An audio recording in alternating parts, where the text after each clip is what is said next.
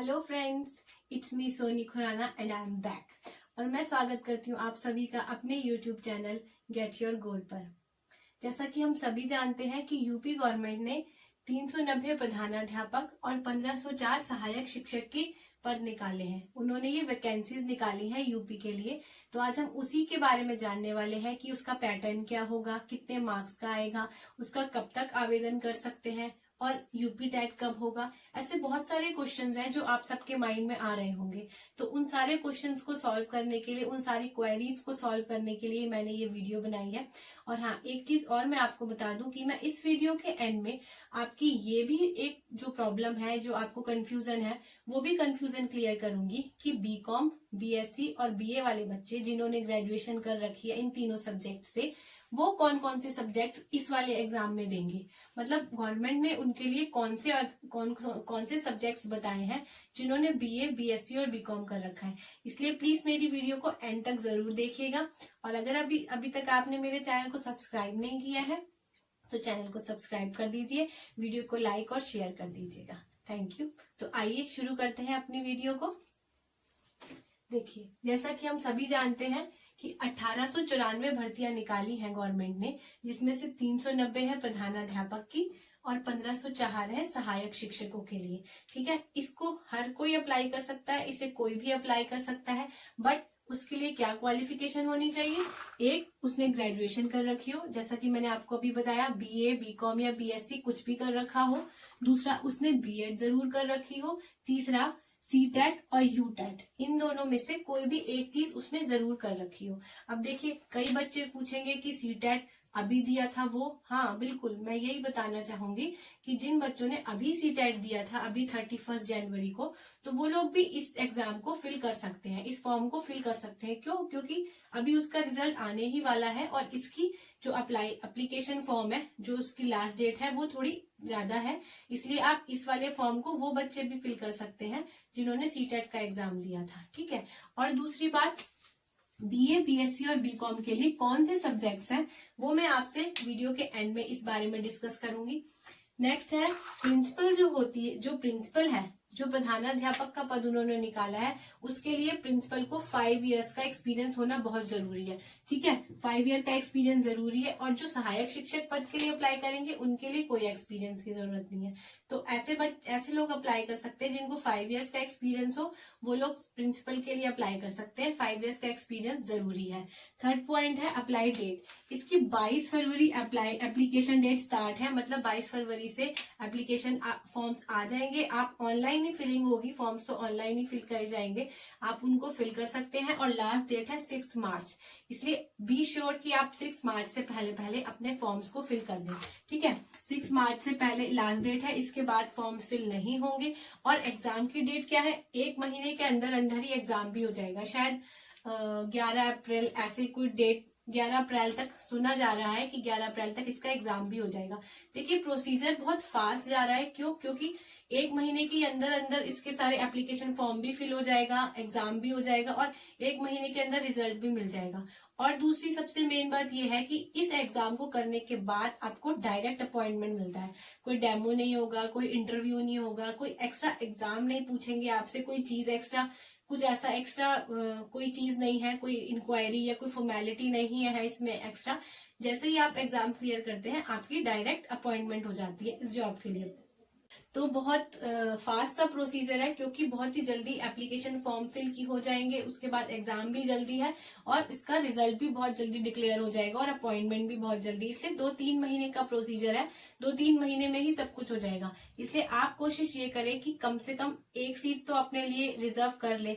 क्योंकि हाँ, मैं जानती हूँ वैकेंसीज तो बहुत कम है। देखिए, 1800 वैकेंसीज है कुल, और जबकि यूपी इतना बड़ा है, वैकेंसीज बहुत कम है। 1800 से ज्यादा तो स्कूल्स ही होंगे यूपी में, और गवर्नमेंट ने बहुत कम सीट्स निकाली है। पर फिर भी आशा तो रखनी है ना हमें, मतलब कोशिश तो करनी ही है। कहते हैं ना, कोशिश करने वालों की कभी हार नहीं होती। तो कोशिश ही नहीं करेंगे तो कैसे होगा फिर, है ना। इसलिए कोशिश तो करनी ही है। मैं तो बल्कि कहूंगी, अगर आप यूपी से नहीं भी हैं तो भी आप फॉर्म को फिल कीजिए। क्यों? क्योंकि देखिए, अभी आपका सीटेट क्लियर हुआ है, मतलब सीटेट का एग्जाम हुआ है, क्लियर भी होगा, जिन्होंने दिया होगा जरूर क्लियर होगा।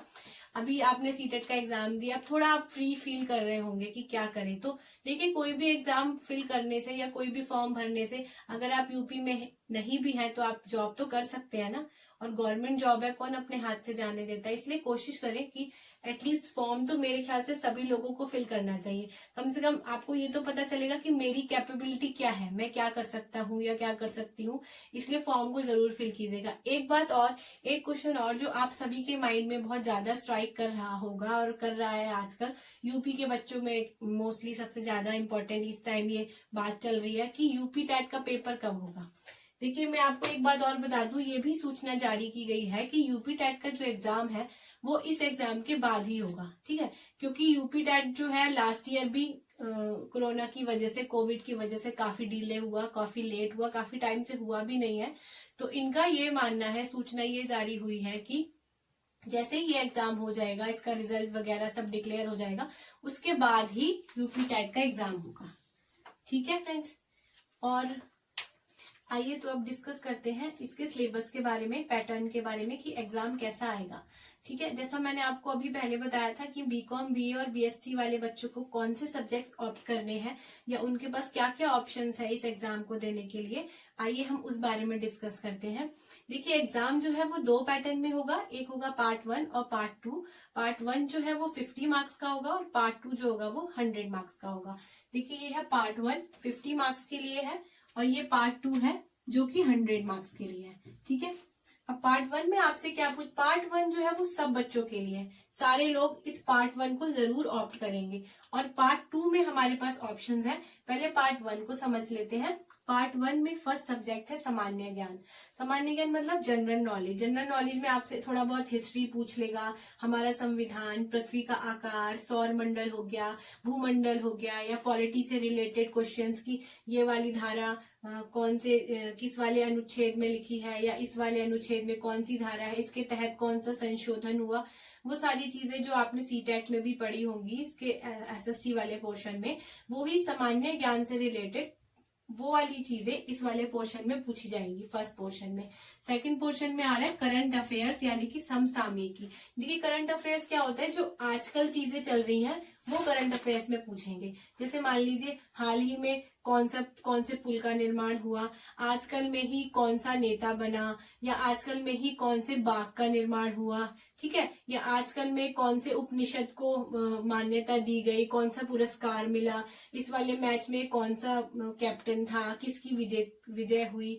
मतलब इस टाइप से क्वेश्चन जो आजकल से रिलेटेड क्वेश्चंस है वो इस वाले पोर्शन में आएंगे। ठीक है, अब थर्ड पोर्शन आता है रीजनिंग। रीजनिंग देखिए, जैसे तार्किक अध्ययन, जो मैथ्स नहीं रीजनिंग पूछी जाएगी, इसमें रीजनिंग के जो क्वेश्चंस होते हैं वो आएंगे। तो ये तीनों पोर्शंस मिलाकर 50 मार्क्स का होगा, और ये सबके लिए कंपलसरी है। चाहे आपने ग्रेजुएशन किसी भी सब्जेक्ट से कर रखी हो, चाहे आप प्रिंसिपल के लिए अप्लाई कर रहे हो, चाहे आप असिस्टेंट टीचर के लिए अप्लाई कर रहे हो, किसी के लिए भी आप अप्लाई कर रहे हो, तो आपको फर्स्ट वाला पोर्शन देना ही पड़ेगा। अब हम आते हैं सेकंड पोर्शन पर। इसको ध्यान से समझिएगा फ्रेंड्स, ये थोड़ा सा कंफ्यूजिंग भी है और इम्पोर्टेंट भी है। देखिए, आपके पास फर्स्ट पोर्शन आता है भाषा का, जिसमें है हिंदी, इंग्लिश एंड संस्कृत। देखिए, इसमें 3 लैंग्वेजेस हैं आपके पास, और आपके पास आपको इन तीनों में से एक को ऑप्ट करना है। चाहे आप हिंदी ऑप्ट करें, चाहे आप इंग्लिश ऑप्ट करें, चाहे आप संस्कृत ऑप्ट करें। अगर आप हिंदी ऑप्ट करते हैं तो आपको हिंदी मार्क्स के 100 क्वेश्चंस पूछे जाएंगे। अगर आप इंग्लिश ऑप्ट करते हैं तो आपको 100 मार्क्स के क्वेश्चन पूछे जाएंगे। अगर आप संस्कृत ऑप्ट करते हैं तो आपको 100 मार्क्स के संस्कृत के क्वेश्चन पूछे जाएंगे। देखिए, ऐसा नहीं है फ्रेंड्स कि 50 मार्क्स की हिंदी आए या 20 मार्क्स की संस्कृत आए, ऐसा कोई रेशियो डिवाइड नहीं है। बट आपको एक ही क्वेश्चन, एक ही इसमें से ऑप्शन मिलेगा, एक ही सब्जेक्ट आपने करना है, और उसी सब्जेक्ट के आपको 100 मार्क्स का क्वेश्चन मिलेंगे। बशर्ते, इसके लिए कंडीशन क्या है कि आपके पास ग्रेजुएशन में वो सब्जेक्ट होना चाहिए। अगर आप हिंदी से हैं तो आप हिंदी ही ऑप्ट करेंगे। अगर आप इंग्लिश से हैं, आपने इंग्लिश ले रखा था ग्रेजुएशन में, तो आप इंग्लिश ही ऑप्ट करेंगे। अगर आपने संस्कृत ले रखा था तो ही आप संस्कृत ऑप्ट कर सकते हैं। ऐसा नहीं कि आपके पास ग्रेजुएशन में हिंदी थी और आपने इंग्लिश कर लिया, ऐसा नहीं है। ठीक है, अब हम आते हैं सेकंड, तो ये हो गया 150 मार्क्स, 100 आपने यहाँ से लिए और 50 आपने यहाँ से लिए, ये हो गया 150। ये बनती है एक जने की, एक ऑप्शन की बात। अब हम आते हैं सेकंड पोर्शन पर। सेकंड पोर्शन है सामाजिक अध्ययन, जिसमें पूरा ज्योग्राफी, हिस्ट्री, पॉलिटी, इकोनॉमिक्स, इससे रिलेटेड सारे क्वेश्चंस डीपली, जैसे आपने सीटेट में किए थे, बहुत वाइड पोर्शन में किए थे, तो वो ही पोर्शन इस वाले सब्जेक्ट में आएगा। यहाँ पर आपसे 100 मार्क्स के क्वेश्चन पूछे जाएंगे। तो अभी हो गया आपके पास दूसरा ऑप्शन, आप चाहे तो इसको ऑप्ट कर सकते हैं और आप इसको ऑप्ट कर सकते हैं, तो आपका हो गया 150 मार्क्स। ठीक है, अब हम आते हैं थर्ड पोर्शन पर। थर्ड है बीएससी वाले बच्चों के लिए, जिन्होंने बीएससी गणित से कर रखी है या फिर उन्होंने विज्ञान से बीएससी कर रखी है, उन लोगों के लिए ये तीसरा वाला ऑप्शन है। इसमें biology, chemistry, physics plus maths. मैंने मैथ्स को इसलिए थोड़ा सा हाईलाइट किया है क्योंकि ऐसा नहीं है कि अगर आपने मैथ्स से किया है तो आपसे साइंस नहीं पूछी जाएगी, या ऐसा नहीं है कि आपने साइंस किया है तो आपसे मैथ्स नहीं पूछी जाएगी। जो कॉम्बिनेशन, जो कंबाइन होगा, जो सारा जो एग्जाम है उसमें चारों सब्जेक्ट्स के कॉम्बिनेशन आएगा, चारों सब्जेक्ट्स के क्वेश्चन पूछे जाएंगे, bio, chemistry, physics plus maths, चारों सब्जेक्ट से क्वेश्चन पूछे जाएंगे 100 मार्क्स के। तब ये क्या बन जाता है आपका, 100 मार्क्स आपका यहाँ से आ गया और 50 मार्क्स आ गया आपका पार्ट 1 से। तो ये प्रोसीजर इस बार गवर्नमेंट ने इस वाले एग्जाम के लिए निकाला है कि आप इन तीनों में से कोई एक ऑप्शन को ऑप्ट करेंगे, और फर्स्ट वाला ऑप्शन तो आपका कंपलसरी है ही। तो इन दोनों को कंबाइन करके 150 मार्क्स का क्वेश्चन बनेगा। और वैकेंसी, जैसा आपको पता ही है, वैकेंसीज कम है, पर हमें पूरी मेहनत करनी है ताकि हम इस जॉब को ले सके, इस जॉब को पा सके। इसलिए प्लीज फ्रेंड्स, मैं आप सबके लिए मेरी गुड विशेस है। एंड गाइस, कीप सपोर्टिंग, मुझे भी सपोर्ट कीजिए, मेरे चैनल को सब्सक्राइब कीजिए, मेरी वीडियो को लाइक शेयर जरूर कीजिएगा। मैं फिर से आपके एग्जाम के लिए आपको विशेस देती हूँ। Good wishes for your exam and keep supporting guys. Thank you.